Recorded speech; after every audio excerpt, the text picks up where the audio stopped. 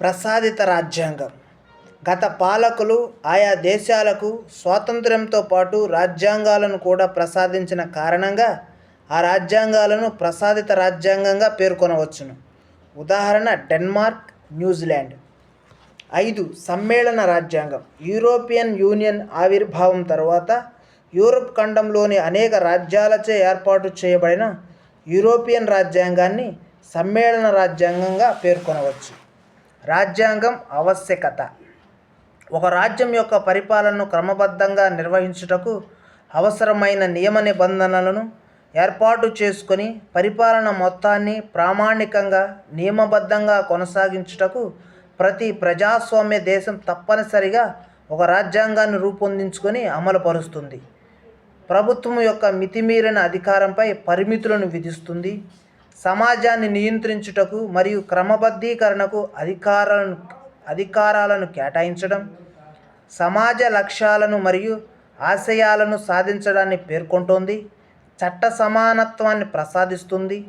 ప్రజలకు ప్రాథమిక హక్కులను ప్రసాదిస్తుంది. సమాఖ్య వ్యవస్థలో కేంద్ర రాష్ట్ర ప్రభుత్వాల మధ్య అధికారాల పంపిణీ సమన్వయం, ప్రజల సంక్షేమం, శ్రేయో రాజ్య లక్ష్యాలను కలిగి ఉంటుంది. సమన్వయ పాలన అందిస్తుంది. రాజ్యాంగ నియమాలకు శాశ్వత తత్వం మరియు స్పష్టత, నిర్దిష్టత ఉంటుంది. న్యాయ వ్యవస్థ స్వతంత్ర ప్రతిపత్తి, ప్రజల స్వేచ్ఛా పరిరక్షణ, ప్రభుత్వం నెరవేర్చవలసిన విధులను తెలుపుతుంది. రాజ్యాంగాల స్వరూపాన్ని మరియు సవరించే విధానాన్ని అనుసరించి 5 రకాలుగా వర్గీకరించవచ్చు. 1. లిఖిత రాజ్యాంగం.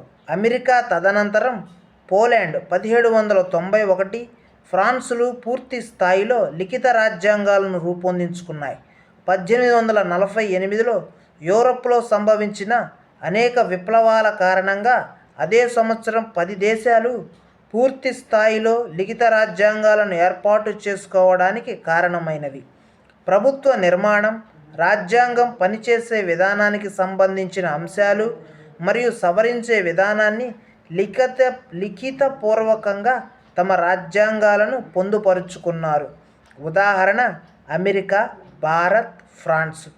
2. అలిఖిత రాజ్యాంగం.